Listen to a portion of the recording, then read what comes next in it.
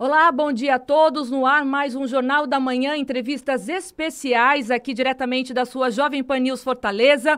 E eu tenho o prazer de receber o senador Renan Calheiros, que, assim, tá saindo de uma reunião e de outra e gentilmente topou dar essa entrevista aqui para o Jornal da Manhã de forma exclusiva.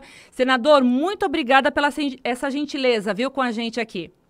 Obrigado a você pela oportunidade. Senador, bom, a gente sabe que a CPI já entrou na reta final totalmente, né? Depois de quase 6 meses aí de investigações, mais de 1.000 páginas de declarações importantes e descobertas que realmente fizeram a diferença aí nesses 6 meses, né? Nós já sabemos, parcialmente, que o relatório em que o senhor é o responsável indicia o presidente Jair Bolsonaro em pelo menos 11 crimes que foram cometidos por ele, né? Além de dois ministros importantes, como o ministro Queiroga e o ministro Onyx Lorenzoni. Eu queria citar aqui alguns desses crimes, aí eu já entro na pergunta, mas a relação é epidemia com morte, infração de medida sanitária, charlatanismo, incitação ao crime, falsificação de documento particular, emprego irregular de verbas públicas, prevaricação, genocídio de indígenas, crime contra a humanidade, crime de responsabilidade, homicídio por omissão no enfrentamento à pandemia. A primeira pergunta que eu faço ao senhor, porque tinha aí ainda uma discordância entre os membros da comissão, principalmente partindo do senador Omar Aziz, que ele queria ser convencido de colocar aí entre os crimes genocídio. Eu queria que o senhor explanasse para a gente o que foi decidido no final. O relatório, por enquanto, ele contém propostas do relator. Esse relatório será discutido a partir de hoje, individualmente, com os senadores do G7. Eu mantenho a maior receptividade com relação à aceitação de sugestões, e de ponderações de qualquer senador, porque o relator ele é produto do que pensa a maioria, Esse relatório não pode ser assim uma obra, uma identificação pessoal. Não, ele será verdadeiro, isento e amplo na medida em que ele for sustentado por todos. Hoje o senador Flávio Bolsonaro, ele deu uma entrevista dizendo que a CPI é uma ficção, o relatório do senhor é uma obra de conto de fadas e que o senhor delira, além de estar sapateando nos caixões de mais de 600 mil vítimas aí por desrespeito. Os filhos do presidente, eles estão reagindo muito mal à questão do relatório, né? Eles também serão indiciados, senador? Olha, isso não é novo, efetivamente, Desde quando a CPI decidiu me indicar relator, você se recorda, que eles judicializaram a minha indicação, geralmente com o mesmo argumento. Mas nesses mais de 5 meses, nós demonstramos o desejo, o propósito, o objetivo de investigar com isenção, com independência, de separar a CPI da antecipação da discussão eleitoral, presidencial, de modo que essas declarações, elas efetivamente não afetam os trabalhos da própria Comissão Parlamentar de Inquérito, nem a mim. Senador, tem 2 itens aqui dos crimes que estão nesse relatório do senhor, que seria o genocídio de indígenas, né? A pergunta em relação a isso seria que se esse termo de trazer a morte dos indígenas, né, que fazendo parte aí desse endosso no relatório, ele pode ser levantado como crimes contra a humanidade, eu digo lá em entidades internacionais, em tribunais internacionais. Tem alguma relação? Absolutamente não, porque o crime contra a humanidade, ele não existe na legislação brasileira, Ele existe no Estatuto de Roma e, por isso, nós vamos invocá-los com relação a algumas pessoas, mas, sobretudo, com relação ao presidente da República, E o genocídio é uma caracterização diferente, contida já na nossa legislação brasileira, né? Para você caracterizar um genocídio, não precisa haver uma matança em massa. Se você tiver apenas uma morte, mesmo assim, as circunstâncias podem efetivamente caracterizar o genocídio, né? E o fato do governo ter vacinado os índios aldeados não significa dizer que ele não tenha há muito tempo, desde muito antes da pandemia, por atos normativos seguidos, sistemáticos, repetidos, colaborado para interferir neste ambiente que possibilita a sobrevivência dos povos originários. De modo que os juristas que participaram dos debates da Comissão Parlamentar de Inquérito, né, especificamente com relação também à utilização desses tipos penais, eles são quase uníssonos em entenderem que este, sim, é caracterizadamente um crime de genocídio contra indígenas. Senador, o presidente tem dado algumas declarações também parecendo que não está muito preocupado, né, em relação aos crimes que ele está sendo, que ele teria cometido. A pergunta que eu faço para o senhor é o seguinte: nesse relatório o senhor tem um apoio grande, já que a oposição está tentando dizer que esse relatório já está pronto desde o início da CPI, enfim, eles tentam chacotear a CPI. Como que o senhor encara isso? Eu encaro com absoluta normalidade, porque você há de lembrar que o apoio, a aderência da sociedade a essa comissão parlamentar de inquérito chegou a bater 78% de aprovação naquelas primeiras pesquisas do Datafolha, né? Por exemplo, nós não pretendíamos investigar a corrupção, desvio de recurso público, né? E logo nós tivemos que adentrar na investigação da Covaxin, porque nós nos surpreendemos, e o país muito mais, o porquê do presidente da República, enquanto recusava as ofertas da Pfizer, do Butantan, da OMS, surpreendentemente ter ligado ao primeiro-ministro da Índia e mandado uma mensagem pedindo ao primeiro-ministro para comprar 20 milhões de doses da Covaxin, que naquela oportunidade era, e ainda é, porque só o Irã, as Ilhas Maurício, o Paraguai, compraram a vacina Covaxin. E como o Brasil, nenhum recebeu. Nós tivemos um escândalo no Paraguai, né, que envolveu uma parte do governo, também atravessadores, com o mesmo modus operandi. E o presidente da República aqui fez isso e depois confessou aos irmãos Miranda, para atender um pedido do líder do governo na Câmara dos Deputados, do deputado Ricardo Barros, que participou não só da Covaxin, mas da negociação absurda também com a Belcha, com a Cancino, né? E ele próprio ocupou o Ministério da Saúde, onde deixou lá uma ocupação de espaço que só se desfez quando nós instalamos a comissão, através da exoneração por conta de envolvimento do seu representante, que era o Roberto Ferreira Dias, né? O presidente da República, seus filhos, o próprio Ricardo Barros, eles têm sido uníssonos em declarar que esta comissão parlamentar de inquérito, ela terá o seu relatório arquivado na Procuradoria-Geral da República. Mas olha, Patrícia, uma investigação que se fez à luz do dia, com acompanhamento e com a participação da sociedade, com a transmissão direta pelos meios de comunicação, né, uma investigação isenta, né, que colecionou muitas provas, indícios indiscutíveis, ela não pode ser arquivada por um despacho de um procurador substituindo uma investigação parlamentar, uma investigação coletiva. Então, nós temos que manter a mobilização da sociedade.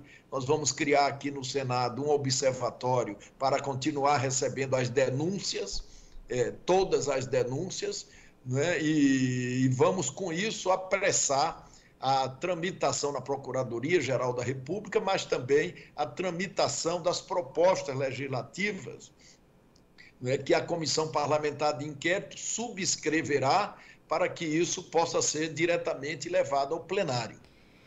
Senador, o senhor comentou do caso Covaxin. Eu queria saber se, na opinião do senhor, de todos esses meses de investigação, se foi o momento da discussão sobre essa possível situação de corrupção dentro do governo, ou se foi o caso da Prevent Senior, que foi o divisor de águas no relatório, toda essa investigação. Eu queria saber do senhor o que trouxe mais fortalecimento para a CPI, porque eu acho que foram dois grandes momentos, né? Nós tivemos momentos importantíssimos, né, do ponto de vista da investigação. Um deles, sem dúvida nenhuma, é o acesso à corrupção que estava havendo na negociação da Covaxin, né, no contrato que se fez, na tentativa de se receber um adiantamento que não fazia parte do contrato em paraíso fiscal, da elevação do preço. Ela foi sugerida ao Brasil por $10 e acabou sendo comprada por $15, num superfaturamento de 50%. Nós tivemos também o caso da Prevent Senior, o experimento que aconteceu ali, né, a brutalidade, a transformação de seres humanos em cobaia, né, sem autorização dos pacientes nem das suas famílias, a falsificação de certidões de óbitos, né, de prontuários médicos, a utilização dos medicamentos ineficazes do tratamento precoce, né, e a tentativa, como falou na CPI o representante da Prevent Senior, de vender para o mundo um projeto brasileiro patrocinado pelo presidente da República, com a participação da sua família, do gabinete paralelo, que objetivava a impactar, a revolucionar a história da medicina internacionalmente. Quer dizer, isso também foi muito forte, né? E a matança também que se observou pela falta de oxigênio, a utilização do Tratikov, né? E o abandono às vítimas lá em Manaus, no estado do Amazonas, também foi um momento forte da própria investigação. Eu até queria tocar nesse assunto, senador, porque a CPI deixou de ouvir algumas pessoas, né? Eu acho que vocês gostariam de ter ouvido também o ministro Braga Neto, que não foi ouvido, né? Eu queria perguntar para o senhor o que vai acontecer em relação às tendências de corrupção que ocorreram em algumas prefeituras e governos de estado, né? Inclusive a oposição cobrando muito também a atenção da CPI em relação ao consórcio Nordeste, e ninguém foi ouvido, à exceção do governador Wilson Witzel do Rio de Janeiro, né? Que está afastado do governo do Rio. Ex-governador. Ex-governador, o ex-governador. Existe um desdobramento dessa CPI para que essa situação envolvendo o escândalo do Amazonas, as irregularidades em hospitais de campanha, não entrega de respiradores por alguns estados e prefeituras, como que ficou isso dentro da CPI? Olha, a Comissão Parlamentar de Inquérito, ela tinha um fato determinado, que era investigar a responsabilidade por ação ou omissão do presidente da República no enfrentamento da pandemia. Não é? Tão logo nós tentamos convocar o primeiro governador, e era muito importante que a Comissão Parlamentar de Inquérito pudesse ter adentrado, né, na investigação da transferência desses recursos da pandemia para estados e municípios, mas nós fomos impedidos por jurisprudência do próprio Supremo Tribunal Federal, em respeito à Constituição Federal, que entende que não é atribuição do Senado Federal investigar estados e investigar municípios. Essa atribuição é da Assembleia Legislativa de cada estado e das câmaras municipais. Mesmo assim, nós tentamos convocar alguns governadores e, como você sabe, fomos impedidos por reiteradas decisões do próprio Supremo Tribunal Federal. Mas aí vai ficar por isso mesmo ou pode ter um desdobramento, senador, na opinião do senhor? Não, do ponto de vista da investigação do Senado, nós não podemos fazê-la. É uma questão de competência, né? de limitação legal. Não cabe ao Senado investigar estados, nem municípios. Mas a documentação que vocês têm em mãos, isso pode ser encaminhado para quem solicitar, o Ministério Público, enfim, não sei.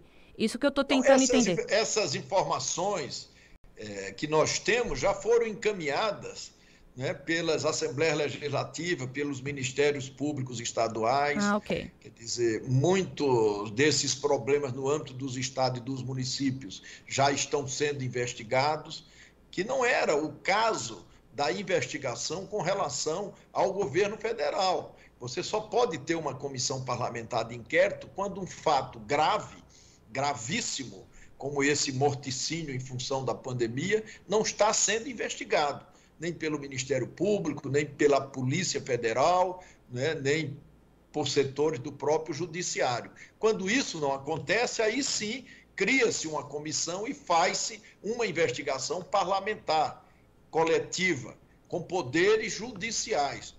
E foi exatamente isso que aconteceu no Brasil. Senador, em relação aos filhos do presidente Jair Bolsonaro, o Flávio e o Eduardo, há uma possibilidade deles serem indiciados, né? Quais seriam os crimes imputados a eles? O Eduardo e o Carlos, eles deverão ser indiciados pelos crimes de fake news. Né? O Flávio, por crimes de fake news, e por advocacia administrativa, porque em intervenção à própria Comissão Parlamentar de Inquérito, ele confessou que teria levado o dono da Precisa para uma audiência no BNDES. E isso, do ponto de vista da legislação, caracteriza a advocacia administrativa. Agora, dentro da lei não existe nada que possa condenar eles à questão de fake news, né? Não tem uma lei que estabeleça essa questão. Como que vocês vão fazer isso, senador?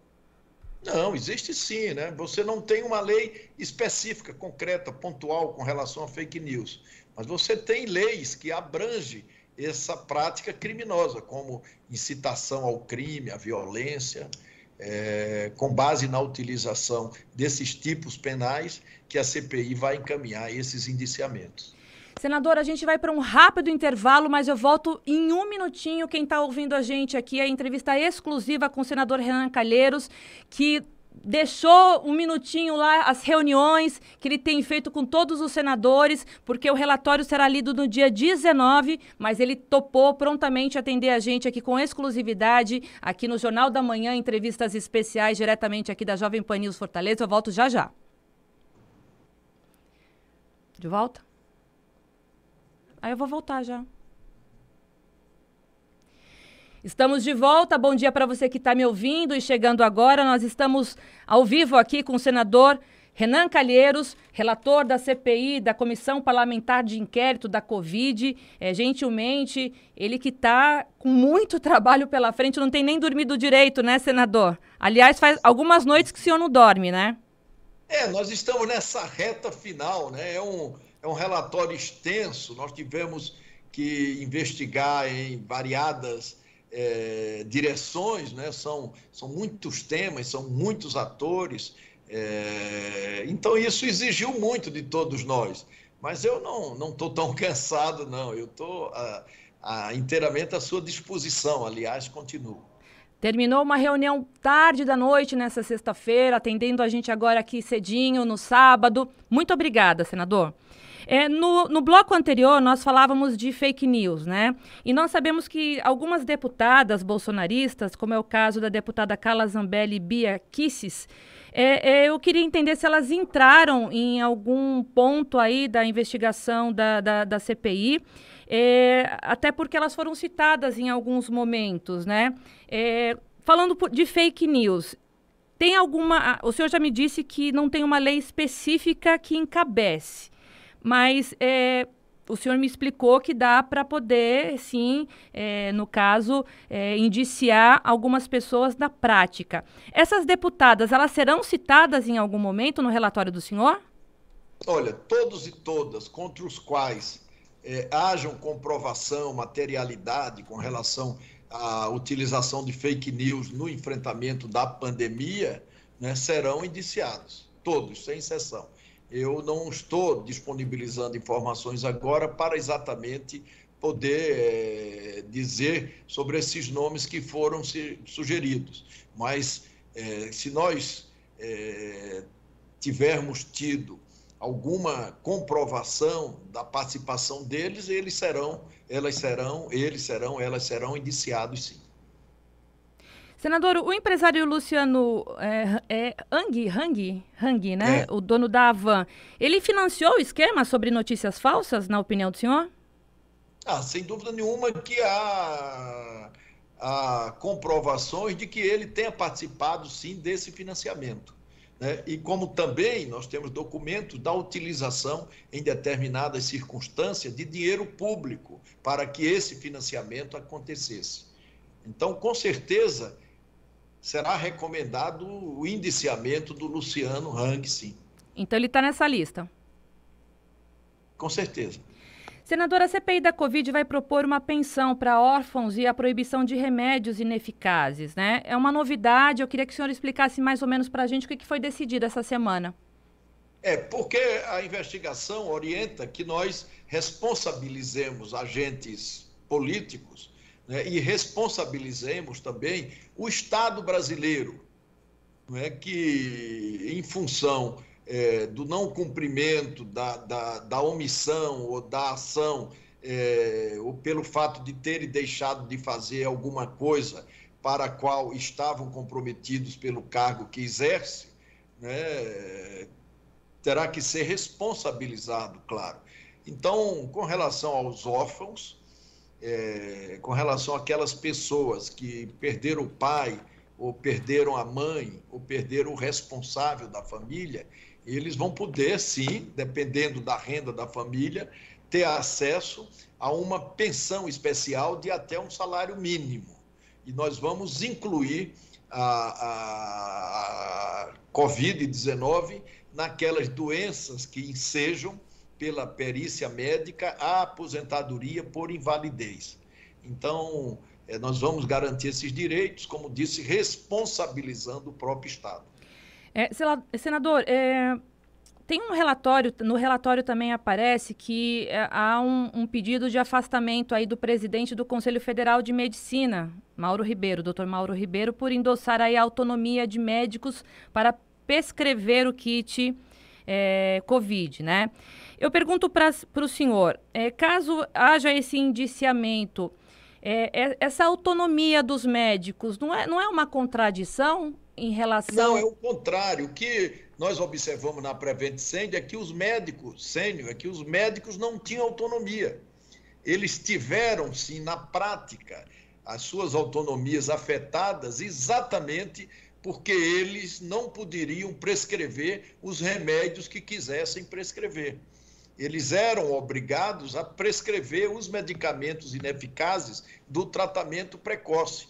Na Prevent Senior, toda vez que o médico se recusava a fazer isso, ele tinha diminuído o número de plantões, né, e muitas vezes foi também exonerado, punido, né, de modo que é o contrário. O presidente do Conselho Federal de Medicina, ele não está sendo indiciado nem punido exemplarmente porque defendeu a autonomia. É o contrário. Ele está sendo punido porque ele participou, de uma forma ou de outra, avalizou, autorizou o agravamento desse morticínio. Nós não estamos na Comissão Parlamentar de Inquérito responsabilizando o presidente da República pelas mortes que aconteceram no Brasil.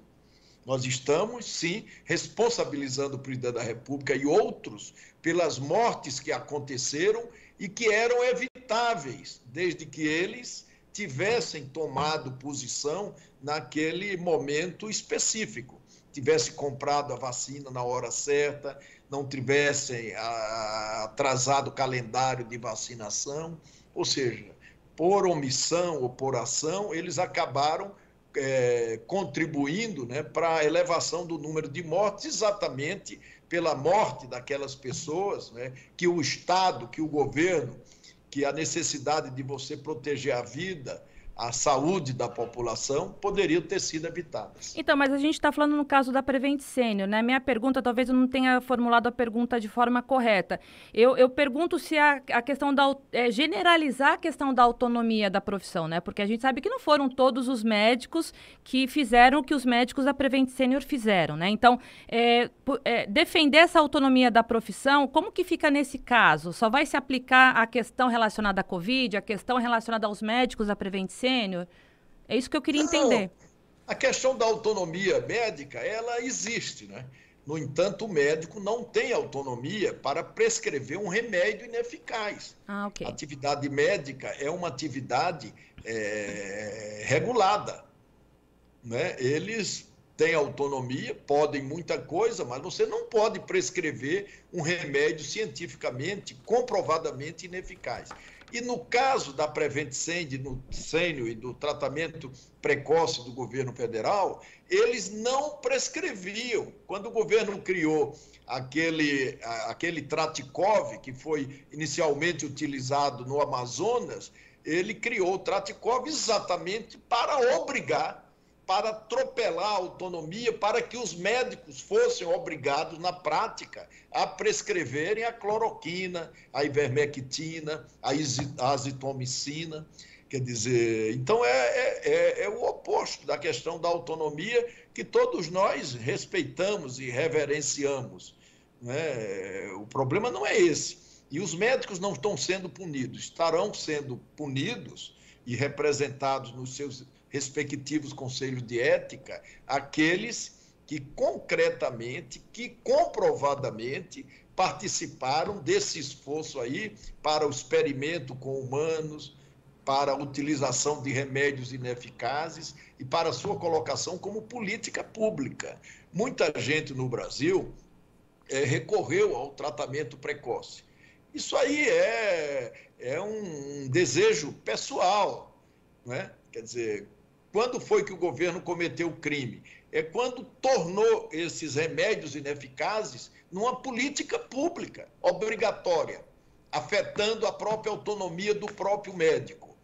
O crime está exatamente aí. Senador, o presidente afirmou essa semana que decidiu agora que não vai mais se vacinar. Ele tinha dito que ele seria o último brasileiro a se vacinar, mas agora ele não vai se vacinar porque ele falou que já está com os anticorpos contra a doença lá em cima e é justamente o que a ciência vai contra, né? Então ele continua negando a questão da doença, pelo menos em relação a ele. A minha pergunta ele está sendo indiciado aqui em falsificação de documento particular. O que seria esse documento? É a carteirinha de vacinação? Isso aí foi com relação ao episódio em que um servidor do Tribunal de Contas, e nós o ouvimos na própria Comissão Parlamentar de Inquérito, apresentou uns números com relação à mortalidade e à letalidade, né? E esses números foram mandados para o pai do servidor, que mandou para o presidente da República. E o presidente da República, tal qual fez no caso da Prevent Senior, falsificou esses números e utilizou esses números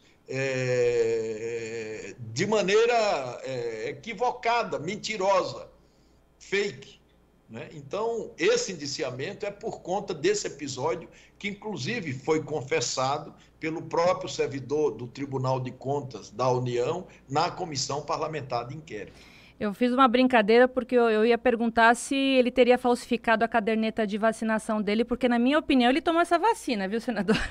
Não, eu acredito que não, sinceramente. Apesar disso, não via o caso. Porque, em todos os momentos, ele defendeu o tratamento precoce em substituição à vacina. Os negacionistas, e ele principalmente, quer dizer, que é o único chefe de Estado do mundo que não se vacinou, que causou esses constrangimentos todos na última reunião da ONU, teve que comer uma pizza numa calçada, porque teria como qualquer outro que se submeter às leis norte-americanas. Aliás, o que aconteceu também em Santos no último domingo, né, quando ele foi proibido, por não ter se vacinado, de assistir o jogo Grêmio e Santos, né, melancolicamente. Mas ele sempre defendeu a imunização de rebanho. Ele sempre entendeu que tinha que aglomerar, que tinha que não usar máscara, para que o vírus pudesse caminhar livremente e elevar o contágio da população. E quando aquele contágio tivesse chegado a 60%, 65%, haveria como consequência uma imunização natural. Ele sempre defendeu isso. E quando foi instado pelo Congresso Nacional a comprar vacinas, quando o Congresso Nacional aprovou um cheque de 20 bilhões, que ele disse que não iria utilizar, que ia continuar sentado no cheque, porque vacina não tinha eficácia, o homem que tomasse vacina viraria jacaré, a mulher que tomasse vacina, ela nasceria pelos, o homem que tomasse vacina afinaria a voz, né? E que não iria comprar vacina, que ele era o presidente da República e que o Brasil tinha que continuar fazendo o tratamento precoce com cloroquina, importou os ativos para a fabricação da cloroquina, pediu também ao primeiro-ministro da Índia que mandasse esses ativos aqui, não é, para o Brasil, estimulou a produção de cloroquina no próprio Exército Brasileiro, apareceu em várias propagandas e em várias lives, fazendo a propaganda da cloroquina, né, querendo com isso influenciar o próprio mercado e querendo com isso favorecer a muitos empresários que ganhassem dinheiro, e a Comissão Parlamentar de Inquérito também investigou a evolução do faturamento dessas empresas que vendiam cloroquina, que vendiam ivermectina. Quer dizer, ele nunca teve dúvida e se manteve, né? Durante esse tempo todo, ele repete tudo aquilo que já fez. Aliás, ele é o único nisso, Patrícia, porque todos os outros chefes de Estado, muitos negacionistas como ele, mudaram de posição. O Boris Johnson, que é o primeiro-ministro do Reino Unido, ele começou com negacionismo, desdenhava também da eficácia das vacinas, né, mas contaminado, ele fez uma revisão, passou a investir em pesquisas, né, o Reino Unido passou a produzir vacinas e hoje fornece vacinas para o mundo todo. O Bolsonaro não, diferentemente de qualquer outro chefe de Estado, ele nunca mudou, ele continua o mesmo. Né? Então, essa coisa de dizer que seria o último brasileiro a vacinar era uma força de expressão, porque ele nunca acreditou e continua sem acreditar na eficácia das vacinas. Inclusive, essa semana ele fez uma live super resfriado, com pessoas ao lado dele, espirrando e tossindo, e foi uma festa sem máscara, complicado. Ele continua a ser um péssimo exemplo. Pois é. E por falar em presidente, essa semana ele divulgou uma mensagem polêmica aí, diria, que ele disse que chora no banheiro, né? Eu queria perguntar para o senhor se o senhor acredita que o peso do cargo está afetando o emocional realmente do presidente, se a CPI foi papel importante para enfraquecer ele, principalmente agora na questão da reeleição, ou se o senhor acha que é uma estratégia para mostrar que ele agora é sensível, que ele não é machista, que ele não é preconceituoso e ele ficou bonzinho. Eu acho que não, né? O presidente da República não muda.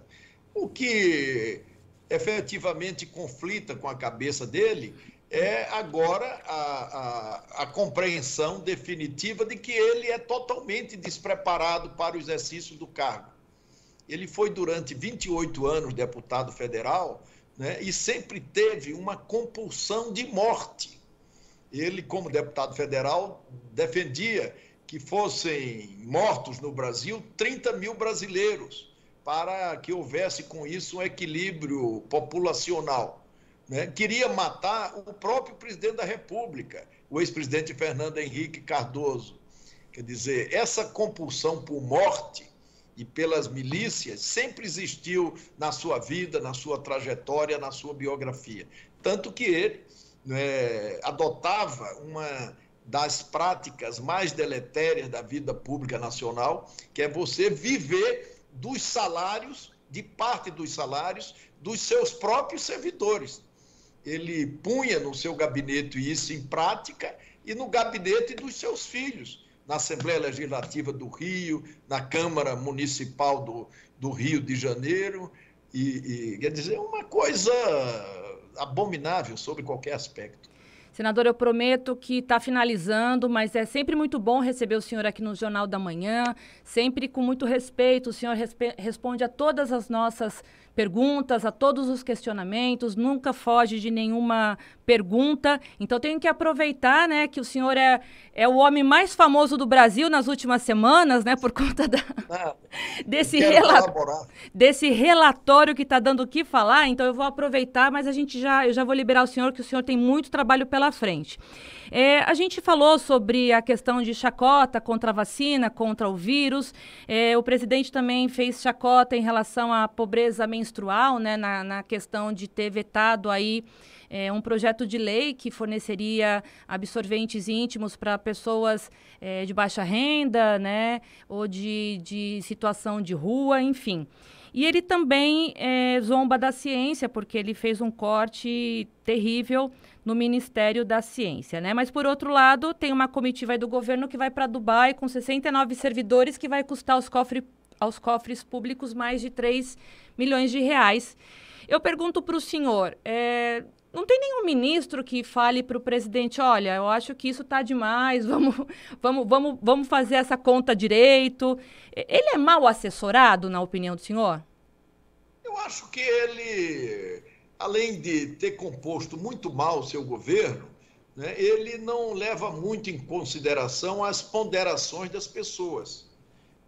Do ponto de vista fiscal, por exemplo, ele arrebentou o país. Nós temos um orçamento hoje deficitário, que não tem investimento público, e ele destina, num conluio com setores do Congresso Nacional, 18,5 bilhões para emendas chamadas RP9, né, que são emendas secretas de parlamentares, né, na sua grande maioria mandadas para custeio, emendas essas que não têm sequer uma investigação do Tribunal de Contas da União ou do próprio Ministério Público Federal. Quer dizer, enquanto falta 600 milhões de reais para o atendimento do orçamento do Ministério de Ciência e Tecnologia e de Pesquisa, né, o governo desperdiça 18,5 bilhões com essas emendas parlamentares, RP9, secretas. Quer dizer, e agora, com essa tentativa de meter a mão no ICMS dos municípios e dos estados, ele demonstra a sua pretensão, já que quebrou o governo federal, quebrou a União Federal, ele quer também quebrar os estados, tomando parte, não é, das suas principais receitas.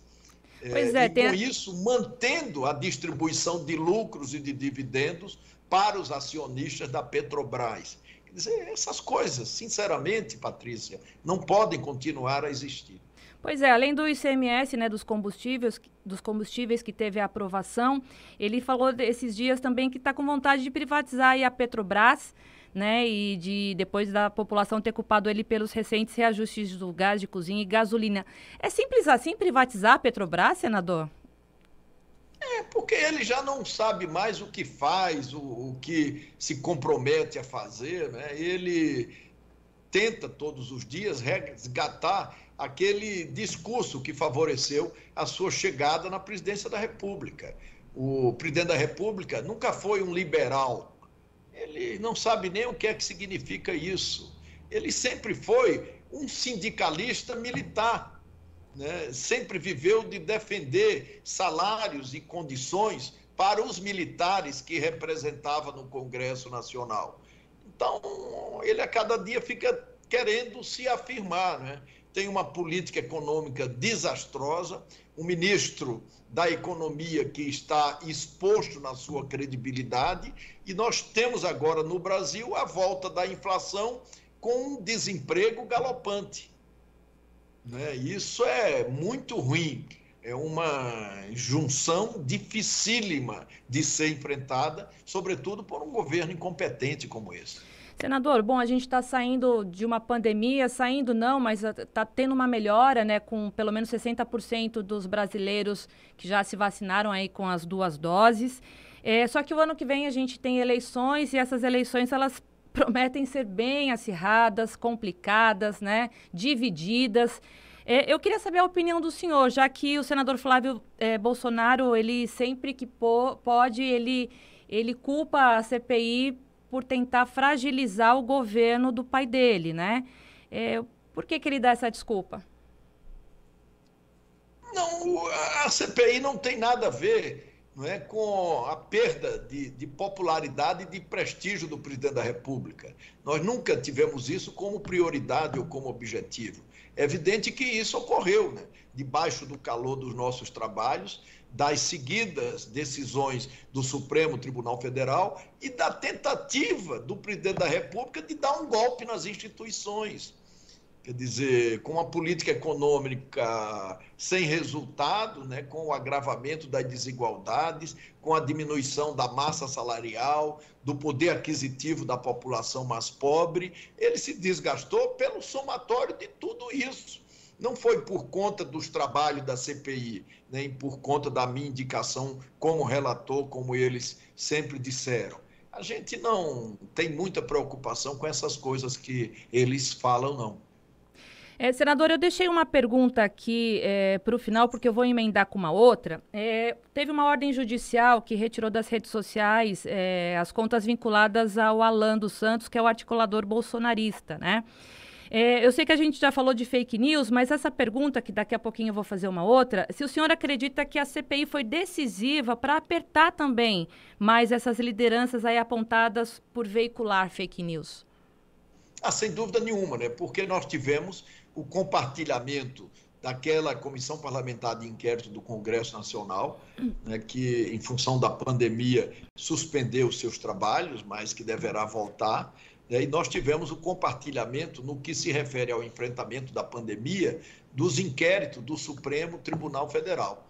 Então, é evidente que, pelas medidas que nós tomamos no aprofundamento da investigação, nós temos hoje muitas informações a subsidiar esse relatório com relação às fake news. E estamos, Patrícia, apresentando algumas propostas que objetivam inibir exatamente a continuidade de perfis falsos, da utilização de robôs, tentando, de uma forma ou de outra, com critérios novos, absolutamente novos, defensáveis, que podem, portanto, ser aprovados com relação a uma mínima que seja identificação, né, do autor daquele perfil. Em evoluindo essas coisas e em obrigando as plataformas a oferecerem as informações, né, que as pessoas pedem que sejam fornecidas, nós podemos avançar com relação à inibição desses crimes. Senador, como vai ficar o seu partido para as eleições de 22? Eu sou do MDB, né? O MDB é um grande partido que tem estrutura nacional, que foi o partido que novamente elegeu o maior número de prefeitos no Brasil, que tem uma grande bancada na Câmara, a maior bancada do Senado Federal. Quer dizer, nós vamos agora, depois da pandemia, preparar o partido para que ele tenha um grande desempenho nas eleições e possa, dessa forma, ampliar as suas bancadas no Congresso Nacional e nas Assembleias Legislativas. Eu quero, modestamente, colaborar para que isso efetivamente aconteça. Eu imagino, então, depois que o relatório da CPI for lido, for entregue às autoridades, o senhor vai começar a se preocupar com as eleições do ano que vem, né? Imagino eu. Sem dúvida nenhuma. Eu vou retomar os contatos políticos, né, que deixamos para trás em função da relevância do nosso trabalho. Por isso que eu iniciei a entrevista dizendo que nós fizemos tudo para que a antecipação do debate sucessório nacional não contaminasse os trabalhos da própria Comissão Parlamentar de Inquérito.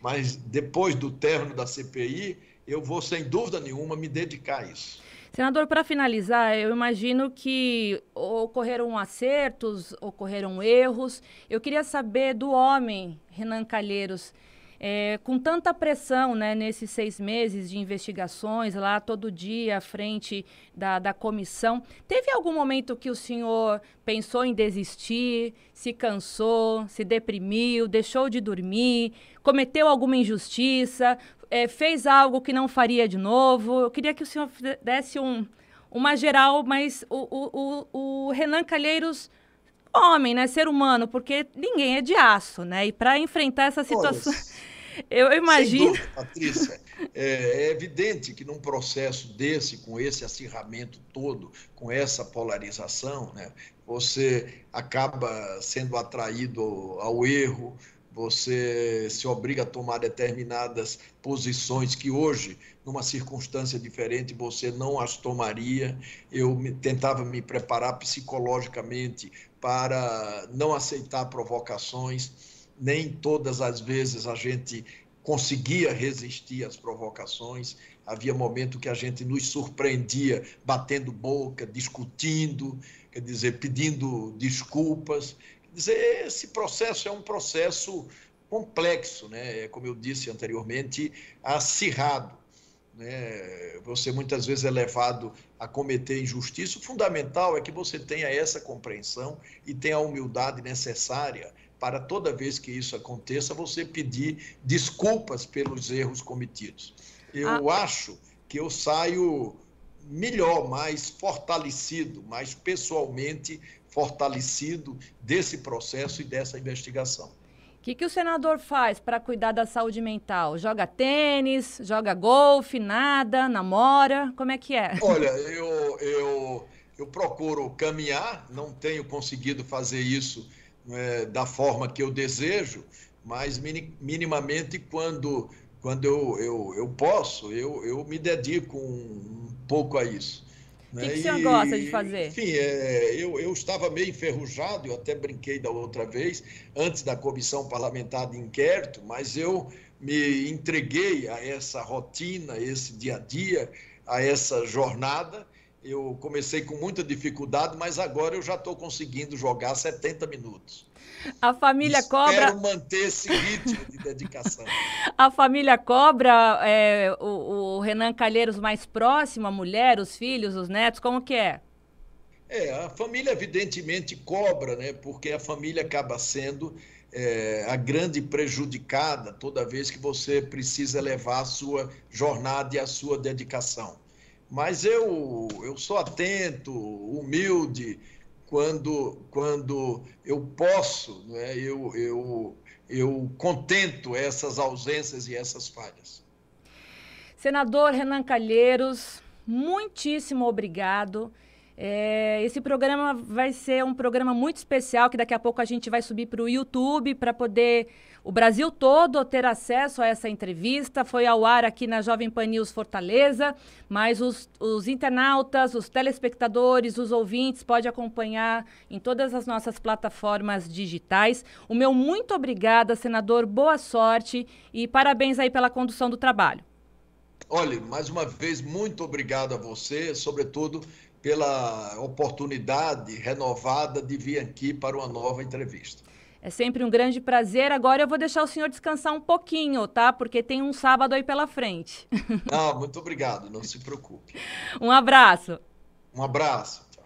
O Jornal da Manhã Entrevistas Especiais fica por aqui. Muito obrigada pela sua participação, que você ficou comigo até agora. E a gente volta sábado que vem com uma outra entrevista especial. Até lá.